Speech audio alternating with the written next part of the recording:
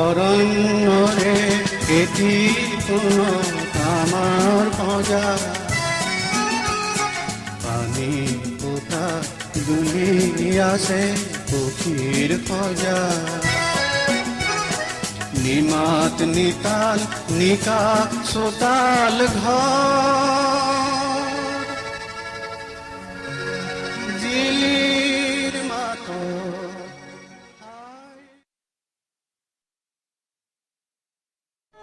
বকুলৰ কথা ক'লে বহুতো চিনাকি মোক চকুৰ আগেদি ভাহি যায় বকুলৰ কথা। আমি আজি উপস্থিত আছোঁ অসমৰ এগৰাকী লোককৃষ্টিৰ বিশিষ্ট গৱেষক পণ্ডিত তথা অসমৰ জনগণৰ অন্তৰত স্থান পোৱা এগৰাকী গায়ক তথা সুৰকাৰ ডক্টৰ বীৰেন্দ্ৰনাথ দত্তৰ বাসগৃহত। দাদা নমস্কাৰ। নমস্কাৰ। আজি আপোনাৰ ঘৰলৈ আহিছোঁ, আপোনাৰ সৈতে কিছু কথা আপোনাৰ সংগীত যাত্ৰাৰ বিষয়ে কিছু কথা আমি পাতিব খুজিছোঁ। প্ৰথমে মই আৰম্ভণিৰ কথা সুধিব খুজিছোঁ, গীতৰ প্ৰতি বা গীত গোৱাৰ প্ৰতি আপুনি কেনেধৰণে আকৃষ্ট হ'ল? আচলতে মই খুব সৰু থকাৰ পৰাই গান গাইছিলোঁ। হয়। আৰু যেতিয়া আমাৰ ঘৰত গ্ৰামফোন ৰেকৰ্ড আছিলে, হয় হয়, সেইবিলাক বাজে চাইকেলৰ গান, কাণৰ বৰা দেৱীৰ গান, এইবিলাক শুনি শুনি তাকে গাই থাকোঁ। তাৰপিছত এসময়ত মোৰ পাঠশালা স্কুলৰ এজন শিক্ষক, হয়, চেনিগুৰি স্কুলৰ নেকি? চেনিগুৰি, হয় হয়, তেখেতে আমাক ড্ৰিল কৰিব দিয়ে। ড্ৰিল কৰোঁতে শুনি যায়, মোৰ মাতটো শুনি মোক টানি আনিলে, আনি পেলাই তোক এটা মই গান শিকাই দিম, তই এইটো গাব লাগিব। সেই গানটো মই গাইছিলোঁ।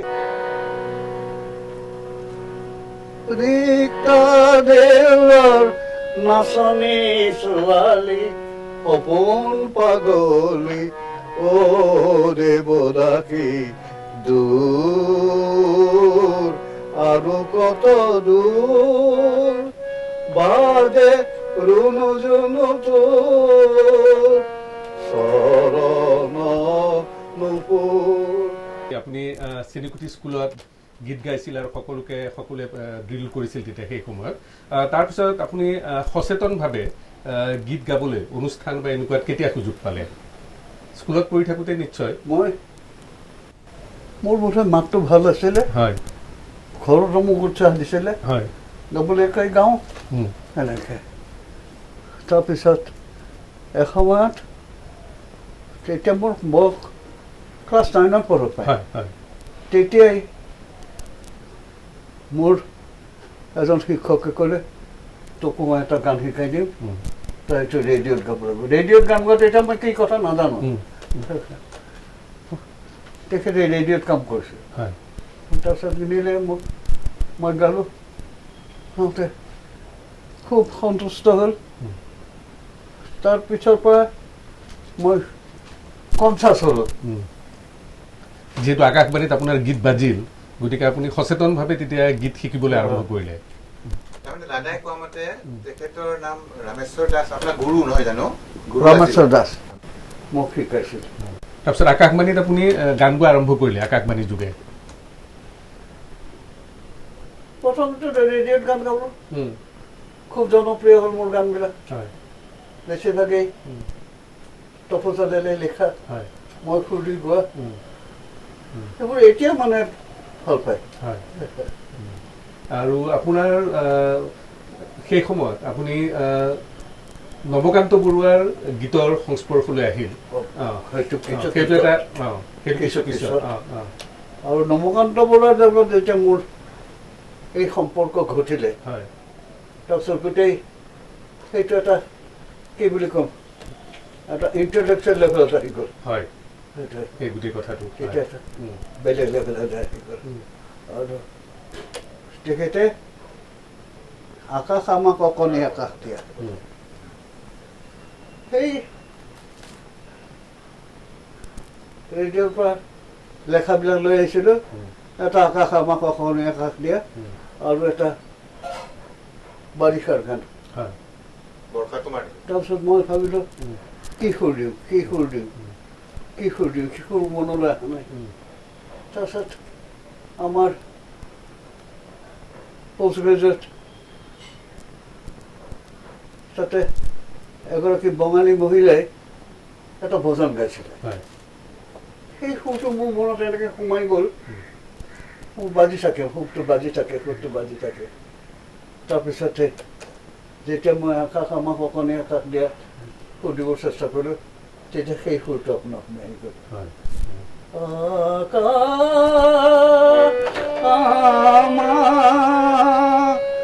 অকণি আকাশ দিয়া মাটিৰ বুকুত উচুপে আমাৰ আকাশ পিয়াসী হিয়া আমাৰ অকণি আকাশ দিয়া।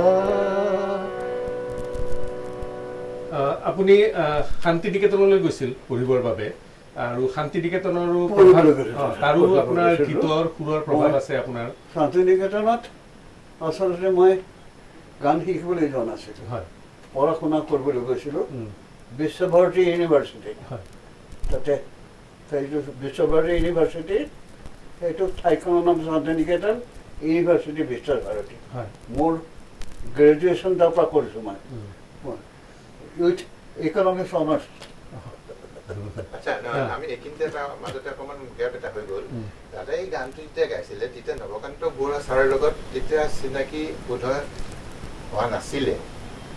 এই যে গানটো গালে আকাশ আমাক অকণি আকাশ, তাৰপিছত নৱকান্ত বৰুৱা ছাৰৰ লগত যেতিয়া তাৰ আগতেতো চিনাকি নাছিলে নিশ্চয়, আপুনি কোৱা মতে।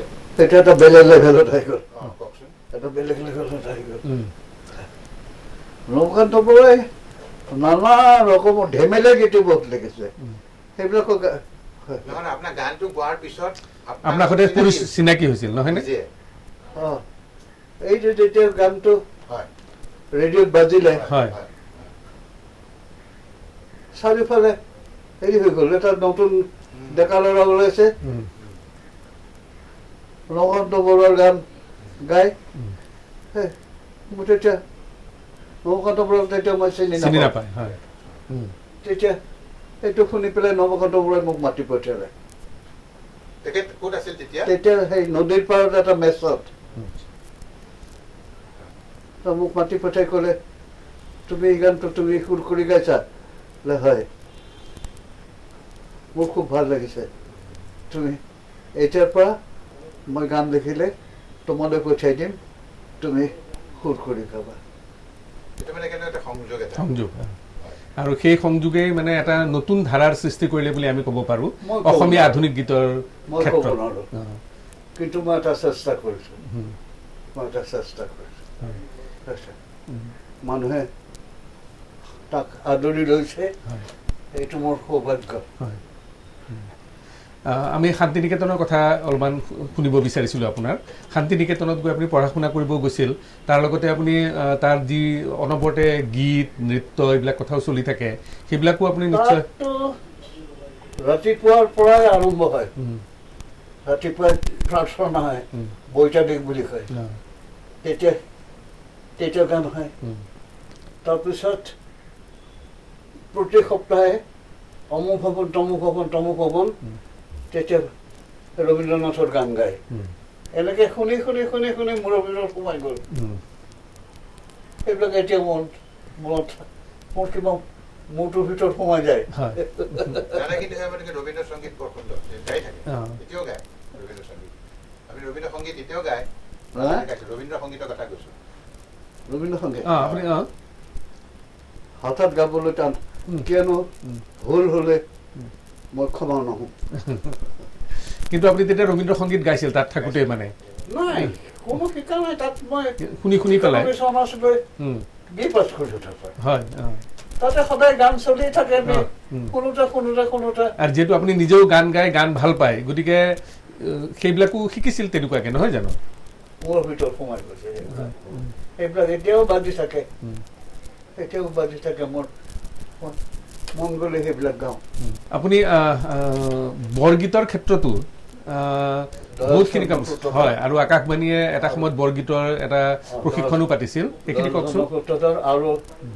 আৰু এগৰাকী গন্ধুৰাম বায়ন হয় শুৱালকুছিৰ, হয় তেখেতসকলৰ প্ৰকাশ হৈছিল, আৰু সেইটোৱে মোক বেলেগ ধৰণৰ এটা ই আনি দিলে।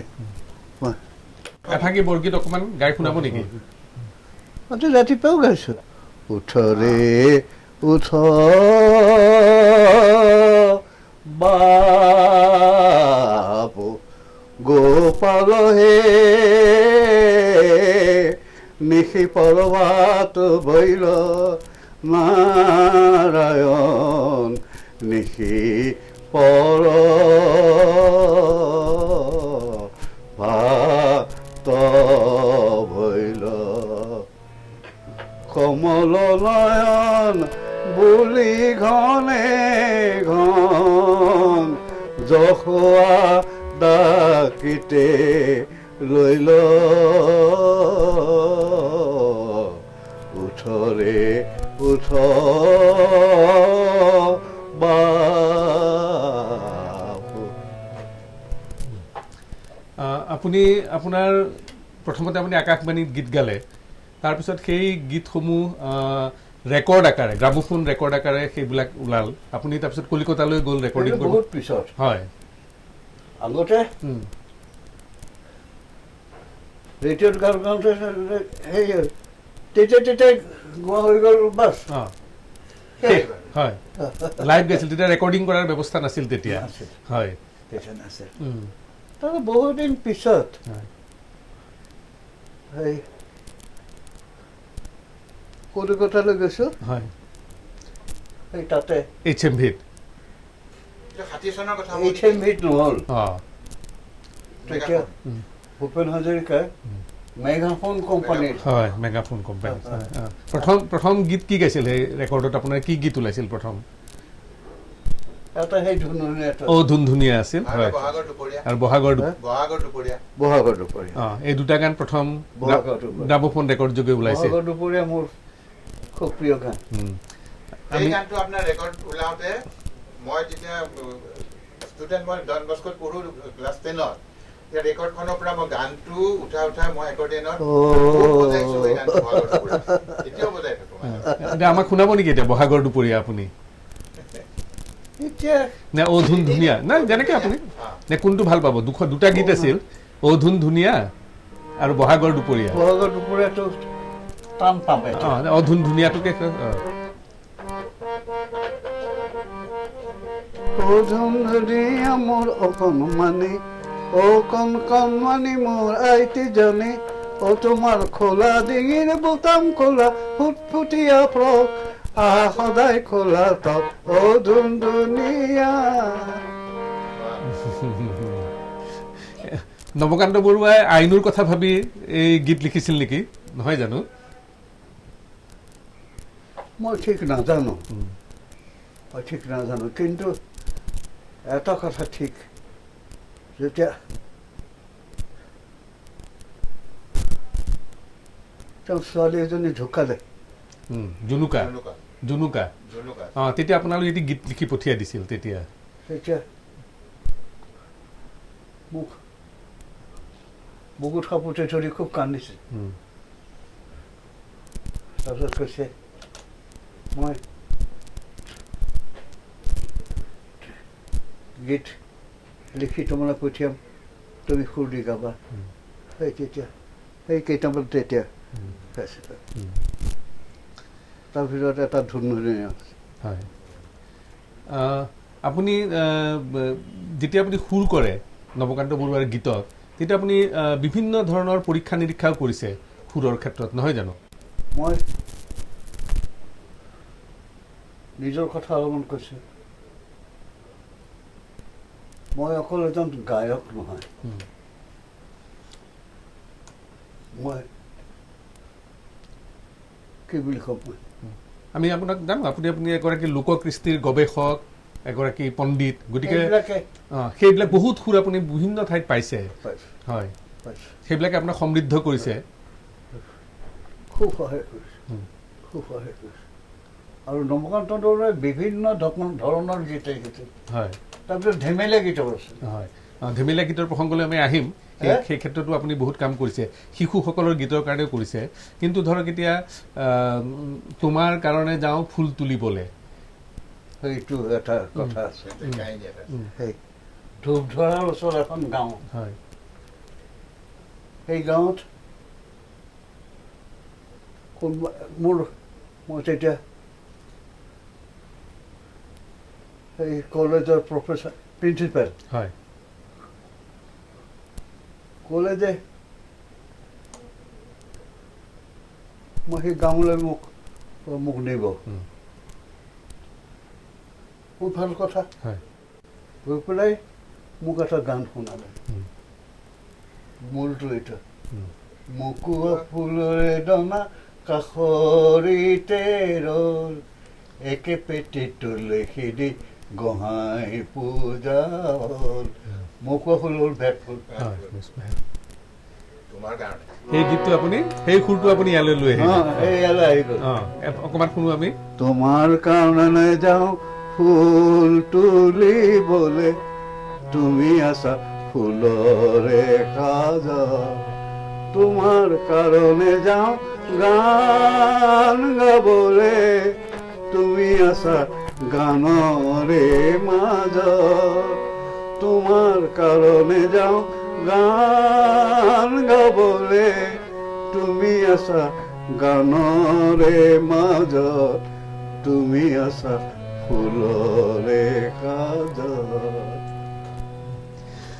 আপোনালোক কলেজৰ দিনৰ পৰাই আপোনালোক ত্ৰিমূৰ্তি আছিল আপুনি তফুজ্জুল আলী ছাৰ আৰু জ্যোতিৰ্ময় কাকতি গায়ক জ্যোতিৰ্ময় কাকতি সেই দুয়োগৰাকী আজি আমাৰ মাজত নাই আমি আমাৰ শ্ৰদ্ধা জনাইছোঁ আপোনালোকৰ এই ত্ৰিমূৰ্তিৰ গানৰ যি আচৰ আৰু কেনেধৰণে আপোনালোকে গান বলিয়া আছিল সেই সম্পৰ্কে অকণমান ক'ব নেকি কওঁ তেতিয়া আমি ৰেডিঅ'ত গাবৰ কাৰণে গান বিচাৰি ফুৰে নহয় আমাৰ খুব হেৰি আহে গান গোৱা কণ্ট্ৰেক্ট আহি যায় আৰু তেতিয়া শিল্পী কম আছিল গতিকে আপোনালোকক ঘনে ঘনে মাতে গান গাব বেছিকে মাতে ইমানবিলাকতো আৰু সদায় নোৱাৰো তেতিয়া আমি তিনিজনে ঘৰতে এইবাৰ যদি মই গালো এটা সেইটোকে আকৌ সিজনে গালে তৃতীয়জনে গালে এনেকে ঘূৰাই ঘূৰাই গাই থাকো আমি হয় আৰু তফুজ্জুল আলীয়ে তেতিয়া গীত লিখিবলৈ আৰম্ভ কৰিছে সেই তপদাৰ কিছুমান গীত মোৰ এতিয়াও মোৰ স্মৰণীয় হৈ আছে এইবোৰ গীত স্মৰণীয় হৈ গৈছে আপুনি গোৱা তাৰে আমি এটা শুনিব খুজিছোঁ বহুদিন বকুলৰ গোন্ধ পোৱা নাই সেইটো একেবাৰে এটা স্মৰণীয় গীত এতিয়া মোৰ মাত্ৰ আগৰ দৰে নাই নহয় অলপমান দুষাৰিমান বহুদিন বকুলৰ গোন্ধ পোৱা নাই বহুদিন বকুলৰ মালা গথা নাই বকুল তলত বহি বহুদিন বালি ঘৰ সজা হোৱা নাই বহুদিন বকুলৰ গোন্ধ পোৱা নাই বহুদিন বকুলৰ মালা গথা নাই বকুলৰ কথা ক'লে বহুতো চিনাকি মুখ চকুৰ আগেদি ভাহি যায় বহুতো পাহৰা গান বহুমান অভিমান বকুলে দিয়ে সোঁৱৰাই আজি ছায়া ছবি যেন চকুটো জ্বলি মোৰ আজি ছায়া ছবি যেন চকুটো জ্বলি মোৰ থিতাতে লুকাই বহুদিন বকুলৰ মালা গথা নাই বকুল তলত বহি বহুদিন বালি ঘৰ সজা হোৱা নাই বহুদিন বকুলৰ গোন্ধ পোৱা নাই বহুদিন বকুলৰ মালা গথা নাই খুব ভাল লাগিছে দাদা আপোনাৰ বহুতো গীত আছে সকলো গীতেই স্মৰণীয় বুলি আমি ক'ব পাৰোঁ এই মুহূৰ্তত দুটা গীতৰ কথা মনলৈ আহিছে এটা হ'ল সীতা বনবাস কিমান চাবানো সেইটো বোধহয় নিৰ্মল প্ৰভা বাইদেৱে লিখা হয় আৰু ৰহিমলা বেৰৰ জলঙাৰে ৰহিমলাটো নৱকান্ত বৰুৱাৰ গীত হয় সেইটো আৰু সীতা বনবাসটো নিৰ্মল প্ৰভা বৰদলৈয়ে লিখিছিল এটা বৰ সুন্দৰ গীত আপুনি কিমান চাবানো লংকা কাণ্ড হে বঢ়িয়া হ'ব ভাওনাৰ বাবে নাট কিয় লাগে মনৰ কথাৰে বচন হ'ব ৰামৰ বাবে মুকুট বিচাৰি নেলাগে নেলাগে মোৰ দূৰলৈ যাব ঘৰে ঘৰে আছে অশ্ৰুমণি হীৰাত পিন্ধিলে প্ৰীতি হ'ব শান্তি সীতাক ধৰিছে ৰাৱণে ৰাৱণ বধৰে ভাওনা হ'ব শান্তি সীতাক ধৰিছে ৰাৱণে ৰাৱণ বধৰে ভাওনা হ'ব অৰ্থটো আমি ঠিকমতে ধৰিব পৰা নাই যদি আমি আজি শুনিব খুজিছো ভিতৰৰ কথাখিনিৰ লগত সুৰটো যিটো সংযোগ হৈছে ভাওনাৰ কথা আছে বা তেনেকুৱা আছে আপুনি সুৰটো ঠিক তেনেকে কেনেকে ঢালি দিছিলে আমি মানে কণ্টিনিউচলি আপোনাৰ আহিছিল নে মই চিন্তা কৰিলোঁ এইটোৱে জানিব চিন্তা কৰিলোঁ এইটোত যি গীতিকাৰে কি ক'ব খুজিছে যেতিয়া মোৰ মূৰত হোৱা নাই যে গীতিকাৰে এইখিনি কথা ক'ব খুজিছে তেতিয়া মই তেনেকুৱা সুৰ এটা বাচিলোঁ কেতিয়াবা বৰগীতৰ সুৰো বাচিছে হয় বৰগীতৰ সুৰ কিন্তু কিছুমান গানত মই যেতিয়া ৰেকৰ্ডিং কৰিছিলোঁ আপোনাৰ গোটেইকেইটা গানত তেতিয়া মই এটা কথা মন কৰিছিলোঁ আপোনাৰ ভেৰিয়েশ্যন অফ কৰ্ডছ ইমান ধৰণৰ আপুনি কৰ্ডৰ ইউটিলাইজেশ্যন কৰিছিলে আপুনি হয়তো জানি পেলাই কৰিছিলে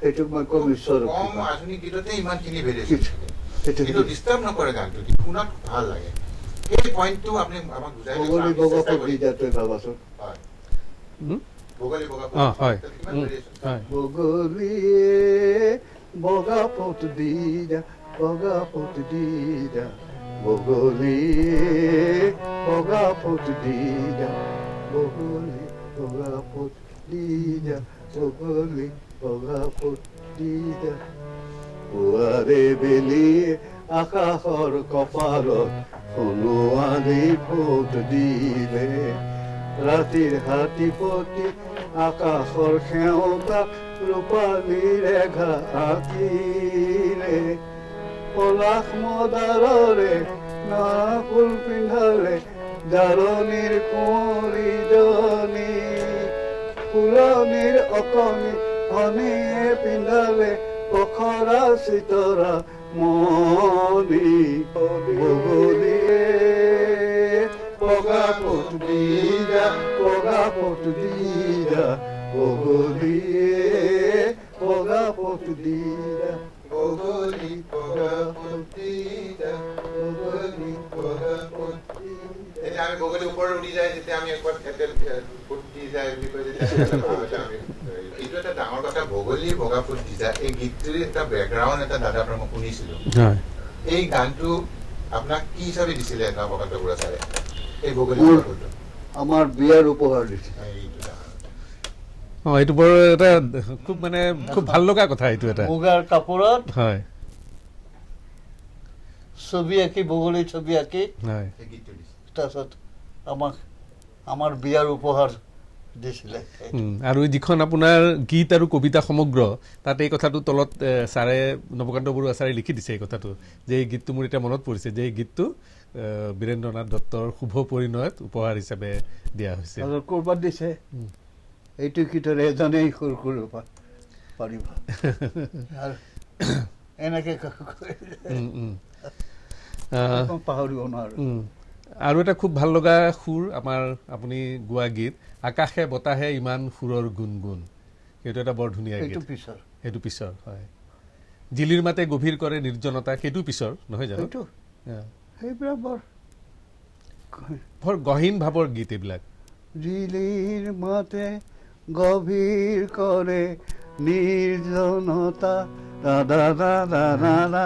নিৰ্জনতাই মনত পেলায় আইৰ কথা না না না না না আইৰ কথাই জগাই মনত দীপৰ শিখা না না না না না দীপৰ শিখা তুলসী তলৰ পবিত্ৰতা তাৰপিছত একেবাৰে সুৰটো বেলেগ হৈ যায় তাৰপিছত একদম বেলেগ ধৰণৰ হৈ যায় কোলাহল চহৰখনি গিলি আহি দুপৰীয়া বজাই গলি নিজান বাঁহী কোন জনম অৰণ্যখন উঠিল বাবে তাৰ বাবে মোৰ মনলৈ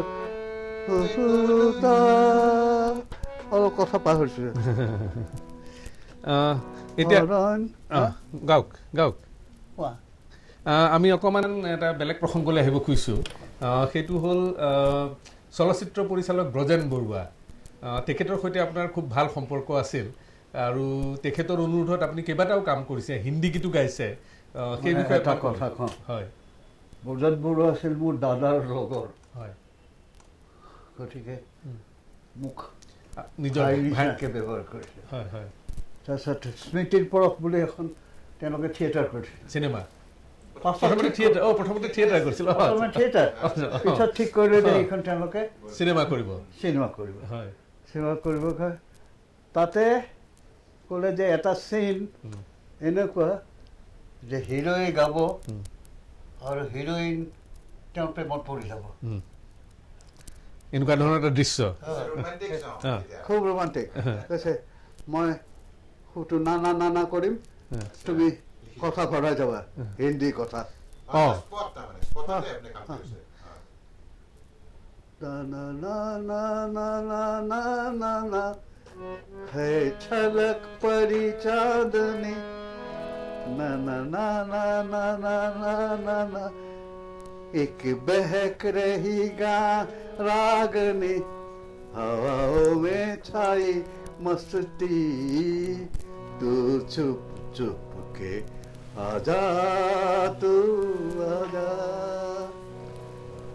হিন্দী গান লিখিছে আপুনি তেতিয়াই দখল আছিলে মই হিন্দী পৰীক্ষা দি পাছ কৰিছোঁ কাৰণ হিন্দীত গীত লিখাটো সহজ কথা নহয় ফাচলিয়া কা দগৰা ফাৰ্ষ্ট ক্লাছ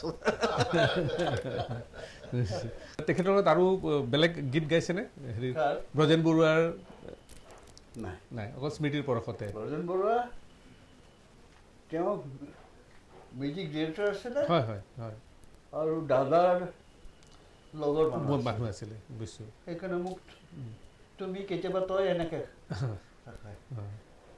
কিন্তু দাদা নিচুকনি গীতৰ ওপৰতো হিন্দী গীতো লিখিছে সেইটো আমি জানিব খুজিছোঁ অকণমান নিচুকনি গীত যে আছিলে আমাৰ মইনা শুবই গান এইবিলাকত যে আপুনি হিন্দী লিখিছিল কৈছিলে মই সেইবিলাক হিন্দী কৰিছোঁ আমাৰে মইনা শুবয়ে বাৰীতে বগৰী ৰুবয়ে উৰুকে নিদিয়া আজা छुपके निदिया आजा मेरी आँखों के तारे की आँखों में छुपके पंख लगा जा এনেকে ধৰণৰ গানবিলাক আমাৰ যদি নিশ্চয় আমি অসমীয়াত গৈ আছোঁ কিন্তু হিন্দী যেতিয়া হৈ যায় তেতিয়া আমাৰ সৰ্বভাৰতীয় গোটেই হয় ইমান সুন্দৰ সুৰ আছে আমাৰ মাজত দেউতাৰ পদ্ধতিত গুণা যাব सांझ गगन में लगी अगन है आक रात बुझाएगी आक रात बुझाएगी दिल की गगन मेरे कौन बुझाए साजन बिन सर जाएगी राम साजन बिन फैल जाएगी দাদা আপুনি শিশুৰ বাবে বহুতো গ্ৰন্থ ৰচনা কৰিছে গীতসমূহ যিবিলাক আছে শিশুৰ সেইবিলাক আৰু লক্ষীৰা দাস বাইদেউৰ কাৰণেও আপুনি কিছু গীত সুৰ কৰিছে সেই পৰ্যায়টো অকণমান ক'ব নেকি আমাক মই কি ক'ম এটা কথাই ক'ব পাৰোঁ মই শিশু প্ৰেমিক বুলি ক'ব পাৰোঁ হয় হয় মই শিশুবিলাকৰ কাৰণে কিবা কৰোঁ মই কেইবাটাও গীত কৰিছে আপুনি গীতো কৰিছোঁ অন্যান্য কামো কৰিছোঁ হয় না আপুনি কেইবাখনো গ্ৰন্থ প্ৰকাশ কৰিছে এইবিলাক যিমান মানে সিঁচৰতি হৈ থকা এই ধৰণৰ গীত পদ এইবিলাক আৰু লক্ষ্যৰে মোৰ এখন ইংৰাজী কিতাপ অক্সফৰ্ড ইউনিভাৰ্চিটি প্ৰেছে পাব্লিছ কৰিছে হয় হয় আপুনি আমাৰ এতিয়াও মনত আছে আপুনি সেই আগুৰ গুৰ মাগুৰ জালি সেই গীতত এই হাতাৰী চিনেমাখনৰ সুৰটো আপুনি আনি পেলাই তাতে প্ৰয়োগ কৰিছিল আগুৰ গুৰ মাগুৰ জালি টাটা টাটা টাটা টাটা ঘোঁৰা নাকত দিলো যদি টাটা টাটা টাটা টাটা ঘোঁৰাকে উতাৰে টাটা টাটা টাটা টাটা হাল মাছে গুজাৰে টাটা টাটা টাটা টাটা হালৰ গুজুজেনে মাডালৰ চৌ ছুটিয়া শালিকা কংকালো হালৰ গুজুজেনে মাডালৰ চৌ ছুটিয়া শালিকা কংকালো আৰু এইবোৰ যেতিয়া গ্ৰামোফোন ৰেকৰ্ড আকাৰে ওলাইছিল খুবেই জনপ্ৰিয় হৈছিল আৰু আকাশবাণী যোগে প্ৰায় সদায় প্ৰচাৰিত হৈছিল এইবোৰ গীত মাত শ্ৰোতাই অনুৰোধ কৰিছিল শুনিবৰ কাৰণে সেইবিলাক আমাৰ এতিয়াও মানে সজীৱ হৈ আছে সেইবিলাক কথা আমাৰ মনত এতিয়া একেবাৰে বহুত সলনি হৈ গ'ল কাৰিকৰী দিশত বহুত পৰিৱৰ্তন আহিল এটা সময়ত আপোনালোক যেতিয়া কলেজত পঢ়ি আছিল আপোনালোক ত্ৰিমূৰ্তি আকৌ অকণমান মই উভতি গৈছোঁ আপুনি সেই সময়ত বহুতো ৰোমান্টিক গীত গাইছিল বহুতো প্ৰেমৰ ৰোমান্টিক আৰু সেইটো বয়সত সকলোৱে তেনেকুৱা ভাৱৰ মাজত থাকে তফাদাই ৰচনা কৰিছিল সেইখিনি অকণমান কওকচোন হয় হয় ত্ৰিমূৰ্তি বুলি কৈছিল তেখেতে গীত লিখিছিল আৰু আপুনি গাইছিল সেই ৰোমান্টিক গীতবোৰ পিছলৈ আপুনি এখন সংকলনো কৰিছে তাৰ এটা গীত তেনেকুৱা প্ৰেমৰ ৰোমান্টিক গীত এটা শুনাব নেকি আজি মই দাদাৰ কামখিনি কৰি থাকোঁতে মই সেই 57ৰ যেতিয়া তুমি যে ক'লা এটা ৰোমান্টিক চং সেই সময়ত দাদাহঁতৰ ৰোমান্টিক ভাৱ এটা আছিলে গানবিলাক তেনেকৈ লিখিছিলে গানবিলাক সুৰ কৰিছিলে তেতিয়া মই আহি পেলাই ছেকেণ্ড টাইম যেতিয়া আহিছোঁ তেতিয়া মই কৈছোঁ দাদা আপুনি একেটা গান এটা গাই দিয়ক নাই এটা গান বৰ ধুনীয়া ধুনীয়া গান তেতিয়া কৈছে ৰ'বা এইবিলাক মানে অলপ পিছত গাম মোৰ মনত আছে কিন্তু পিছত কিন্তু আকৌ সেই গোটেইবিলাক গান কিন্তু মই কৰিছোঁ ইমান সুন্দৰকৈ গাইছে দাদাই দাদা মনত আছেনে লাষ্টৰ পিছত যে আমি কৰিলোঁ কেছেটটোত চিডিখনত বহুত আগৰ কথা এইটো সময়ত আপুনি অতি আটাইতকৈ সৰহসংখ্যক গীত আপুনি নৱকান্ত বৰুৱাৰে গাইছে নৱকান্ত বৰুৱাৰ তপজলালি গাইছে নৱকান্ত বৰুৱা আৰু আপোনাৰ নৱকান্ত বৰুৱাই তেওঁ কবিয়ে নাছিলে হি ৱাজ এ ফিলচফাৰ হয় আপুনি সেই কথা লিখিছেও বিভিন্ন প্ৰবন্ধত সেই কথা লিখিছে আপুনি সেইটো কথা আৰু তাৰ বাহিৰেও আপুনি সেই সময়ত নিৰ্মল প্ৰভা বৰদলৈৰ গীত গাইছিল আৰু কাৰ গীত গাইছিল সেইখিনি সময়ত তেনেকুৱা হিৰুদাৰ গীত গাইছে হীৰেন ভট্টাচাৰ্য আপোনাৰ খুবেই বন্ধু আছিল হয় জয়ন্ত বৰুৱাৰ গান হীৰেন ভট্টাচাৰ্যৰ এটি গীত আমি শুনিব খুজিছোঁ সৌ শিৰিকডালত শুনাব নেকি অকণমান শুনাই দিয়ক তাইৰ পাখিৰ পোহৰ পৰি কদলা পাতত তীৰ বিৰাই আছে শিশুৱাই সৌ শিৰিকডালত পৰি এজনী চৰাই আছে লুকাই তাইৰ পাখিৰ পোহৰ পৰি কদলা পাতত তীৰ বিৰাই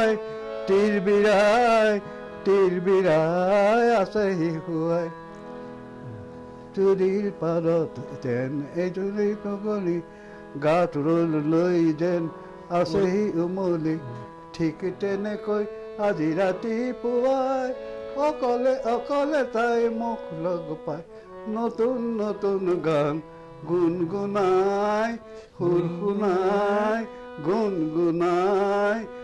শুনাই গ'ল যে পলাই সৌ শিৰিকডালত বহি এজনী চৰাই আছেহি লুকাই সেইটো এটা বৰ ধুনীয়া গীত মেলি দিলোঁ মন ডিঙাৰে পাল জয়ন্ত বৰুৱাই লিখা সেইটো আমি অকণমান 2 লাইনমান শুনিব খুজিছোঁ বৰ টান চেষ্টা কৰিম মেলি দিলোঁ মন তুলি দিলোঁ মন্দিঙাৰে পাৰ আৰু আকাশে মেলিলে ক'লাকে নাজানো কোন সীমাত হ'ব এই নদীৰে মেলি দিলো মন তুলি দিলো মন্দিঙাৰে পাৰ। আপোনাৰ খুব ঘনিষ্ঠ সম্পৰ্ক আছিল নৱকান্ত বৰুৱাৰ সৈতে, ঠিক তেনেকুৱা সম্পৰ্ক আছিল হীৰেণ ভট্টাচাৰ্যৰ সৈতেও আপোনাৰ। সেই সম্পৰ্কে অকণমান ক'ব নেকি, হীৰুদাৰ সম্পৰ্কে? মোতকৈ বয়সত বহুত ডাঙৰ। হয়, হীৰেণ ভট্টাচাৰ্য আমাৰ সময়ত সেইকাৰণে বেলেগ ধৰণৰ এটা বন্ধুত্ব আৰু মানে আপোনালোকৰ মাজত বিভিন্ন সময়ত মানে ৰসিকতাও হৈছিল, ধেমেলীয়া কথা বতৰা হৈছিল। দাদা যিহেতু বেলেগ লাইনত টাচত আছিলে তেতিয়া, আৰু গানৰ পৰা আঁতৰি আহিব খুজিছিলে বা আঁতৰি আহিছিলে। প্ৰায় 14 বছৰ হাৰমনিয়াম চোৱা নাই বুলি কৈছিলে। আৰু মই ইয়াত বাৰে বাৰে আহি পেলাই দাদাক কওঁ, দাদা এনেকৈ এটা কৰিব খুজিছো।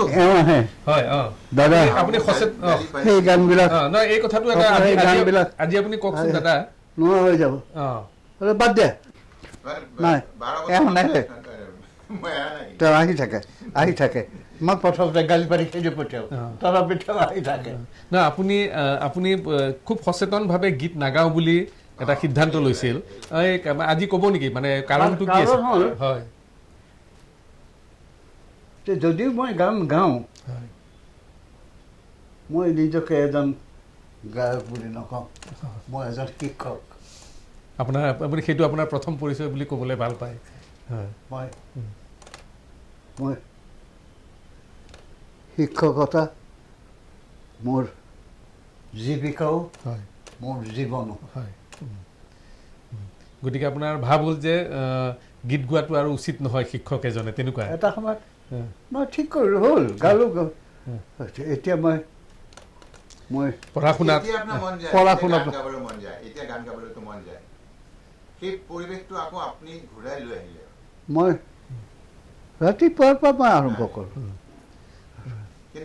আজিও গাইছোঁ ৰাতিপুৱা। কিন্তু এটা কথা, আপুনি এটা চুক্তি আছিলে দাদাই গান গাব, সেইটো চুক্তি এটা লৈহে গান গাব। মই ক'লো হ'ব, আমাৰ কোনো কথা নাই। দাদাই ক'লো আপুনি খালি ষ্টুডিঅ'লৈ যাব, আপোনাক যদি পচন্দ নাই আমি ইৰেজ কৰিম, ডিলিট কৰিম, যি কৰে আমি কৰিম, আমি নালাগে নাগায় যেতিয়া আমি জোৰ নকৰোঁ তেতিয়া, কিন্তু আপুনি ষ্টুডিঅ'লৈ এবাৰ আহক। তেনেকে মাতি নিলো, নি পেলাই দাদা গ'ল। দাদা কওকচোন ষ্টুডিঅ'ত গৈ আপুনি কেনে পৰিৱেশ এটা পালে? মই কৈছোঁ তুমি আহা, মোক ক'লে মই খেদি পঠিয়াওঁ। তাৰপিছত ক'লে দাদা আজিকালি এটমছফিয়াৰ গোটেই বেলেগ হৈ গৈছে, আপুনি এবাৰ শুনক। মোক সেই ষ্টুডিঅ'লৈ লৈ গ'ল। সেই ষ্টুডিঅ'টো কি নাম আছিলে? তাতে লৈ গ'ল, লৈ গৈ পেলাই মোক শুনালে। মই আকাশ আমাক গাওকচোন গালোঁ, মই নিজে আচৰিত হৈ গ'লোঁ। বা তেতিয়া মই ঠিক কৰিলোঁ, ঠিক আছে মই গাম। আপুনি কিমান বছৰ আপুনি গোৱা নাছিল? প্ৰায় 14 বছৰ। মই ঘৰত গাওঁ, বুজিছোঁ, কিন্তু আপুনি মানে ঘৰত গাওঁ, কিন্তু সেই ষ্টুডিঅ'ত এইবিলাক নকৰোঁ। তাৰপিছত যেতিয়া আপোনাৰ শিক্ষা আপুনি অৱসৰ ল'লে, যেতিয়া অৱসৰ লোৱাৰ পিছত আপুনি পুনৰ গানলৈ ঘূৰি আহিছে, গতিকে মানে আপুনি গানক অকণমান সময়ৰ কাৰণে বনবাস দিছিল বুলি ক'ব পাৰি আপোনাক, নহয় জানো? বনবাসলৈ পঠিয়াইছিল। চোৱা, সংগীত বাদ দি মোৰ জীৱনটো আধৰুৱা। সদায় আপোনাৰ অন্তৰত গোটেই মানে আপোনাৰ গাত প্ৰবাহিত হৈ আছে সংগীত আপোনাৰ। কিছু সময়ৰ কাৰণে বাদ গৈছিল, মোৰ মূৰৰ ভিতৰত সোমাই আছে এইবিলাক নানা ৰকমৰ গান। মই কেতিয়াবা আমাৰ এওঁ মনত পেলাই দিয়ে, অংকাৰটো তোমাৰ মনত আছে, ৰ'বা চেষ্টা কৰোঁ, তেতিয়া আহি যায়। বুজিছোঁ, তেতিয়া আহি যায়। আপুনি সেই সময়ত হিন্দী চিনেমাৰ যিবোৰ গায়ক আছিল ছবি জগতৰ, কাৰ গান শুনি আপুনি ভাল পাইছিল সেইসকলৰ ভিতৰত? নিশ্চয় ভাল পাইছিল তেতিয়া। KL চাইগল চাহিলটো কথাই নাই। এতিয়াও আপোনাৰ আকৌ নতুনকৈ সুৰ কৰিবলৈ মন যায়নে? এতিয়াও গীত সুৰ কৰিবলৈ মন যায়নে এতিয়া নতুনকৈ? যাই মই গুণগুণাই থাকোঁ। হয়, সুৰবিলাক আহি আমনি কৰি থাকে। আপোনাৰ সেই গীতটোৰ নিচিনা আকাশে বতাহে ইমান সুৰৰ গুণগুণ, সেইটো সেইটো গাই দিয়কচোন অকণমান। আকাশে আকাশে বতাহে কিমান সুৰৰ গুণগুণ, মোৰ মনলৈ এটি সুৰতা নাহেচোন নাহেচোন নাহেচোন। শিল্পী আৰু আজীৱন শিক্ষাসেৱীগৰাকীৰ বহা কোঠাত চৌদিশে চিত্ৰ আৰু ভাস্কৰ্যৰ সমাহাৰ। কাৰোবাৰ নিপুণ হাতৰ পৰশতহে এনেকুৱা শিল্পকৰ্ম সম্ভৱ হয়। ইয়াৰ স্ৰষ্টাগৰাকী হৈছে এগৰাকী প্ৰচাৰ বিমুখ শিল্পী ইভা দত্ত, যিয়ে শ্ৰদ্ধাৰ শিল্পীগৰাকীৰ আঁৰত থাকি উদগনি জনোৱাৰ উপৰিও নিজৰ শিল্প চৰ্চা অব্যাহত ৰাখিছে। আমাৰ এই ঘৰুৱা কথা বতৰাৰ মাজত এতিয়া আহি আমাৰ মাজত বহিছেহি শ্ৰীমতী ইভা দত্ত ছাৰৰ পৰিবাৰ। আমি এতিয়া বাইদেউৰ মুখেৰেও কিছু কথা শুনিবলৈ বিচাৰিছোঁ। প্ৰথমে এটি গীতেৰে আমি আৰম্ভ কৰিব খুজিছোঁ। বাইদেউ যিহেতু আহিছে, বাইদেউ গীত গাইছিল, এটা ৰবীন্দ্ৰ সংগীত আপোনালোকে আমাক গাই শুনাওক। এই রবীন্দ্র সঙ্গত বই গানটা বাসন এই রবীন সঙ্গ তব সুন্দর হে সুন্দর, পূর্ণ হল অঙ্গ মম ধন্য হল অন্তর, সুন্দর হে সুন্দর, এই রবীন সঙ্গ তব সুন্দর হে সুন্দর। বাইদেউক আপুনি কেতিয়া প্ৰথম লগ পালে আৰু আপোনালোকৰ বিবাহ কেনেকৈ সম্পন্ন হ'ল? মোৰ দাদা কৰ্মসূত্ৰে ঢুকালে। হয়,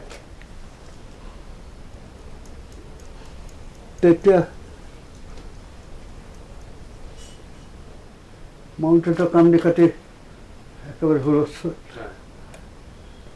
তেতিয়া কিছুমানে ক'লে এইটোৰ বিয়া পাতি দে। তেতিয়া মোৰ কাৰণে কইনা বিচাৰিম মা গ'ল, গৈ পেলাই পচন্দ কৰিলে। বাইদেউৰ ঘৰ গৌৰীপুৰা। গৌৰীপুৰত বৰুৱাপট্টি। আৰু আপুনি ছাৰৰ কথা আগতে শুনিছিল নে? ছাৰ আচলতে আমাৰ লগত মোৰ খুৰীৰ ভাই হয়, মোৰ খুৰীৰ ভাই, সেইকাৰণে আমি মামা বুলি জানিছিলোঁ। দেখা নাই, কেতিয়াও দেখা নাই, কিন্তু আমি জানিছিলোঁ যে বীৰেণ মামা বুলি এজন গান গায়। মোৰ খুৰাৰ ল'ৰা ছোৱালীকেইটাই খুব পপুলাৰ কিন্তু আছিলে দেই, বীৰেণ মামাই গাব, বীৰেণ এইবিলাক কৈ থাকে, আমি নাজানো। আগতে শুনা না, বিয়া যেতিয়া ঠিক হৈ গৈছে তাৰপিছত কিন্তু শুনিছোঁ। মোৰ মহা ও ধুনীয়া গানটো ইমান ভাল পাইছিলে। কাৰ্চিয়াঙত যাওঁতে তেওঁ মানে কৈছে মোৰ ভাবি যোৱাই গানটো গাওঁ কৰি পেলাই, মানে তেখেতে খুব পপুলাৰ হৈ গৈছে তাতে গানটো গাই কৈছে মোৰ ভাবি যোৱা। এইবিলাক শুনিছিলোঁ। আপোনালোকৰ বিয়া কেতিয়া হৈছিল, কিমান চনত? 1961 চনত। আৰু এতিয়ালৈকে আপোনালোকে অতি সুন্দৰকৈ জীৱন যাপন কৰি আছে। আমি জানো যে আপোনাৰ বিভিন্ন বিষয়ত ৰাপ আছে, আপুনি ছবিও আঁকে, আপুনি মূৰ্তি সাজে, এইবিলাকৰ বিষয়ে অকণমান ক'ব নেকি? কেনেকৈ ক'ত শিকিলে, কেনেকৈ আহিলে এইবোৰ? ছবিটোতো এনে হেৰি পিছতহে মোৰ ছবিৰ হেৰিটো আহিছে, কিন্তু এই যে মূৰ্তি যে বনাইছিলোঁ মানে পুতলা চুতাই সৰস্বতী, এইটো কিন্তু খুব সৰুতে মই এই হীৰাপাৰাত গৈছিলোঁ, গৈ পেলাই সিহঁতৰ মানে মাটিৰ পুতলাবিলাক ভাল পাওঁ, কিন্তু মই মোকো লাগে তেনেকুৱা মাটি, এই মাটি দি কিন্তু নহয় এইটো। সেইকাৰণে সিহঁতৰ তাতে গৈছিলোঁ, গৈ পুতলা কিনিব যাওঁতে পইচা লৈ যে মায়ে 4 আনামান পইচা দিয়ে, আনিলে কওঁ বোলে যে মোক পুতলা নালাগে, মাটি লাগে। কি ভণ্টি, মাটিটো আমি এনেই পইচা নলওঁ, তুমি মাটিটো এনেই দিওঁ, এনে দে।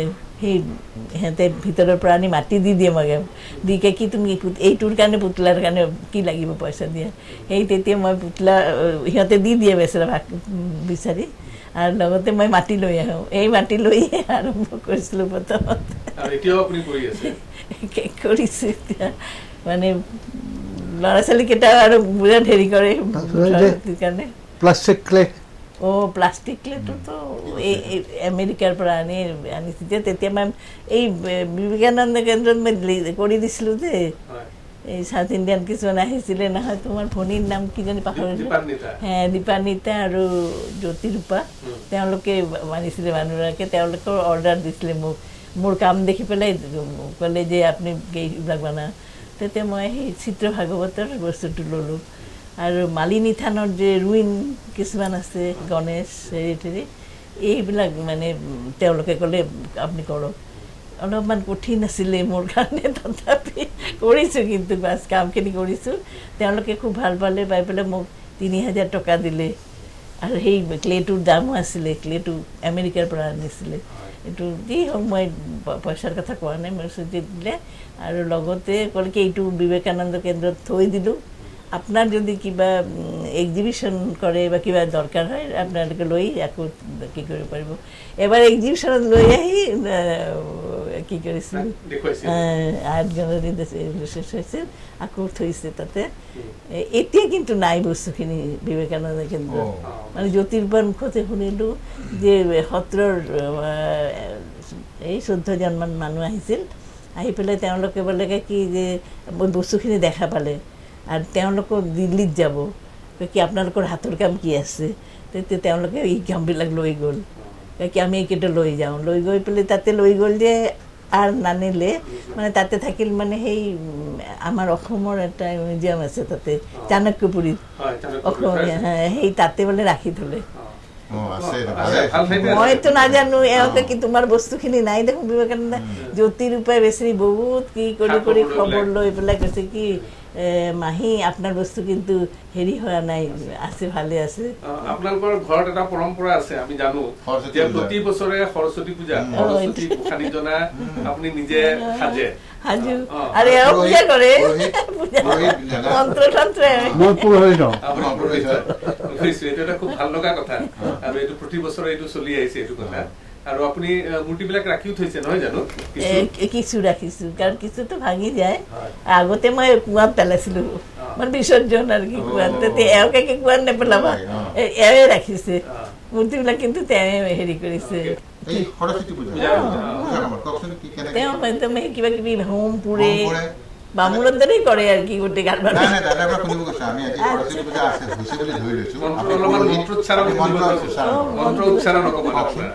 সৰস্বতীৰ মন্ত্ৰ কিবা এটা মনত আছে জয় জয় দেৱী চৰাচৰ ধাৰে কুশোক শোভিত মুক্তাহাৰে বীণা পুস্তক ৰঞ্জিত হস্তে ভগবতী ভাৰতী দেৱী নমস্তে আৰু হোম পুৰি টুৰি গোটেই ঠিক কৰি আৰু আমাৰ ঘৰত খালি এইটো নহয় মই মানে কৰিছিলোঁ কি খিচিৰি বনাইছিলোঁ এই স্কুলৰ নিচিনাকৈ কৰিছিলোঁ আৰু কি স্কুলত এইবিলাক মনত আছিলতো কৰিছোঁ ল'ৰা ছোৱালীকে দিওঁ আৰু বেঙেনা ভাজা খিচিৰি পায়স তাৰপিছত তৰকাৰী এই তৰকাৰীবিলাক তৰকাৰী এখন টক এইবিলাক কৰি সিহঁতে খুব ভাল পায় সেইটো চল্ভ হৈয়ে গ'ল তাৰপৰা চবেই ভাল পায় মোৰ ছোৱালীৰ এই ইহঁতে স্কুলৰ পৰা মানে ছোৱালীবিলাকক লৈ আহে পাৰাৰ ল'ৰা ছোৱালী আহে সকলোৱে আহে কিন্তু মোৰ ল'ৰাৰ আৰু মোৰ বোৱাৰীৰ একে যিমান আছে চব আহিছে পিছত আমাৰ কৰিলে কি মই পূজা কৰি থাকিলে বোৱাৰী আহি পেলাই কি মা আপুনি পূজা কৰক আমি ৰান্ধা বাঢ়া এই লকডাউনৰ কাৰণে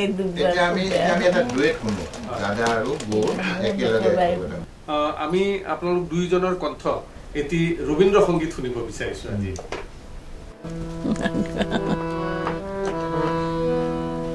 জীবন যত পূজা হলো না সারা জানি হে জানি তাও হয়নি আরা যে ফুল না ফুটিতে ঝরেছে ধরণীতে যে নদী মরু পথে হারালো ধারা জানি হে জানি তাও হয়নি হারা, জীবনে যত পূজা হলো না সারা, জানি হে জানি তাও হয়নি হারা, জানি হে জানি তাও হয়নি হারা, জানি হে জানি তাও হয়নি হারা।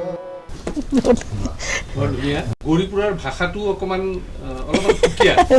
কেনেকুৱাকে আপোনালোকে ঘৰত কথা বতৰা আমি কয়? এই মই যাই খাং যাই মেলা ওই দাদাৰ লগত তেনেকে কথা পাতিছিল এই দাদা ভালকে জানে। নহয় আপুনি কথা পাতোতে তেনেকে পাতিছিল নেকি? তেনেকে মানে কি প্ৰথমটো মই এইফালে ভাষা ক'ব পৰা নাছিলোঁ, সেইকাৰণে আহি যায় তেনেকে। চেষ্টা কৰোঁতে হৈ গ'ল ঠিকে। আৰু এটা কথা পিছত মই অসমীয়া পঢ়িলোঁ। এওঁ যেতিয়া প্ৰিন্সিপাল হৈ গৈছিলে গৌৰীপুৰত, তেতিয়া মই ভৰ্তি হৈ গ'লোঁ কলেজত, হেৰিত BA ডিগ্ৰীত। ভৰ্তি হওঁতে এওঁকে কি তুমি বেংগলী পঢ়িছা, বেংগলী লোৱা, ফেইল কৰিবা নহয়, অসমীয়া ল'ম। না মই অসমীয়া ল'ম, মই পঢ়িব লাগিব নহয়। ছেকেণ্ড লেংগুৱেজ ল'লোঁ, ছেকেণ্ড লেংগুৱেজ লৈ পঢ়িছিলোঁ। পঢ়ি পেলাই তাৰপিছত তেতিয়া মই শিকিছোঁ ভালকৈ অসমীয়াৰ ভিতৰত, সেইটো জানিলোঁ। আৰু যাতে ফেইল কৰা নাই, মই ফাৰ্ষ্ট হৈছোঁ। সেইকাৰণে বহি মই কল কৰিম, প্ৰিন্সিপালৰ হেৰি কাৰণে ফাৰ্ষ্ট কৰি দিছে।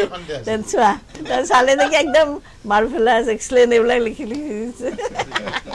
মোৰ সেই মানে অসমীয়া পঢ়িছোঁ কিন্তু মই পিছত, তাৰপিছত যাতে কিতাপ পঢ়োঁ, বহুত কিতাপ পঢ়ি পঢ়ি পঢ়ি পঢ়ি একদম হেৰি হৈ গ'ল। আৰু অসমীয়াৰ সাহিত্যটো ইমান ধুনীয়াকৈ হেৰি আগতেতো বেংগলী পঢ়িছিলোঁ, বেংগলী মই প্ৰচুৰ কিতাপ পঢ়িছোঁ। কিন্তু সৰুতেই একদম এই সন্তোষ বৰুৱা, নীলিমা বৰুৱাৰ লাইব্ৰেৰী মোৰ শেষ হৈ গৈছে প্ৰায়। আমাৰ পঢ়োঁতে পঢ়োঁতে দাদা মই আমি গোটেইকেইটাই লাইব্ৰেৰীৰ পৰা আনি আনি পঢ়িছিলোঁ।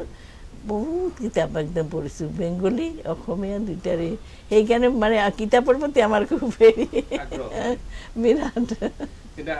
গৌৰীপুৰীয়া নাই, গৌৰীপুৰীয়া আমিতো ঘৰত গৌৰীপুৰীয়াই কথা কওঁ। গৌৰীপুৰীয়া আমি স্কুলত বেংগলী পঢ়িলেও কেতিয়া বেংগলী কথা কোৱা নাই, আমি গৌৰীপুৰীয়াৰ কথা কৈছিলোঁ। আমি ৰবীন্দ্ৰনাথৰ যদি তোৰ ডাক শুনে কেউ না আছে, যদি তোর ডাক শুনে কেউ না আসে তবে একলা চলো রে, যদি তোর ডাক শুনে কেউ না আসে তবে একলা চলো রে, একলা চলো একলা চলো একলা চলো একলা চলো রে, একলা চলো একলা চলো একলা চলো একলা চলো রে, যদি তোর ডাক শুনে কেউ না আসে তবে একলা চলো রে, যদি তোর ডাক শুনে কেউ না আসে তবে একলা চলো রে। যদি কেউ কথা নকয় হ'ব পিছৰ লাইনটো কিন্তু মানে ষ্টেণ্ডাৰবিলাক মই মনত নাই। এনে কথা আমি নৱকান্ত বৰুৱাৰ ৰচনা পালো নে নেপালো নুসুধিবাব, এই গীতটি শুনিব খুজিছোঁ। পালো নে নেপালো নুসুধিবা, বিচাৰি ফুৰিছো সেই বহুত মোৰ, পালো নে নেপালো।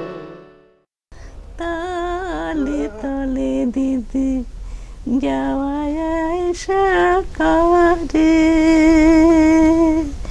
ও কি দিদিল প্রাণ কান্দে মোর শাল ময়না রে, বাদে রে শাল ময়নার তলে তলে দিদি যাওয়ায় সাকরে, ও কি দিদিল প্রাণ কান্দে মোর শাল ময়না রে, বাদে রে কুঞ্জনা দরদি হবে দিদি, ময়না পারিয়া দিবে, কুঞ্জনা দরদি হবে দিদি, ময়না পারিয়া দিবে, উকি দি দিলো প্ৰাণ কান্দে মোৰ শাল মইনাৰে বাদেৰে অচিন গছৰ গুটি দুটা বতাহে বজাই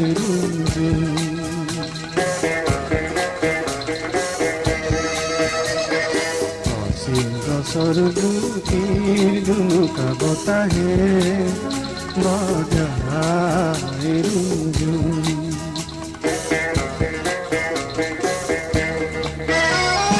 মোৰ কাণলে তাৰ অজান লয় নাচৰ লহত নাহেচোন মোৰ প্ৰাণলে তাৰ অজান লয় নাচৰ লহত নাহেচোন নাহেচোন নাহেচোন আকাশে বতাহে কিমান সুৰৰ গুণগুণ মোৰ মনলে এটি সুৰতা নাহেচোন নাহেচোন নাহেচোন কথাই সুৰে আৰু নিজৰ কণ্ঠটো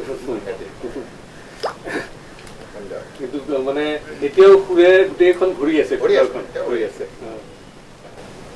মই কেতিয়া ভাবো মাজে মাজে দাদাই যদি মোৰ নিজৰ মনৰ কথা ক'ব খুজিছো, দাদাক এদিন কৈছিলো মই, দাদাৰ যিটো ৰাবীন্দ্ৰিক ভাৱৰ ভিতৰত সোমাই আছে, কিন্তু কিছুমান বঙালী সুৰৰ গান যেতিয়া গায় কাৰো সাধ্য নাই যে বীৰেন দাই মানে সেই লেভেলত গুচি যায়গৈ, বেংগলৰ সেইটো লেভেলত গুচি যায়। মই তেতিয়া কৈছো দাদা আপুনি কলিকতাত কিয় নাথাকিলে, তাত থাকিলে আপোনাক কৈছিলো আপুনি যেতিয়া ৰবীন্দ্ৰ সংগীত হওক বা তেনেকুৱা বঙালী গানে হওক গালে আপোনাক ধৰিব নোৱাৰি, সেই লেভেলত গুচি যায়গৈ। ইমান সন্তান নিকেতনত পঢ়োঁতে মোৰ বাংলাটো আয়ত্ত হৈ গৈছিলে পুৰাকে। আৰু সেইটোৱে এতিয়াও আছে সেইটো। বাংলা গীত আছে নেকি কিবা এটা মনত, কিবা এশাৰী কিবা যিকোনো গান? ৰবীন্দ্ৰ সংগীতবিলাক পুৰানো সেই দিনের কথা, পুরানো সেই সেইটো খুব মই ভালকে নাজানো। দিনের কথা ফুল বিশেষে পাহৰি গৈছো।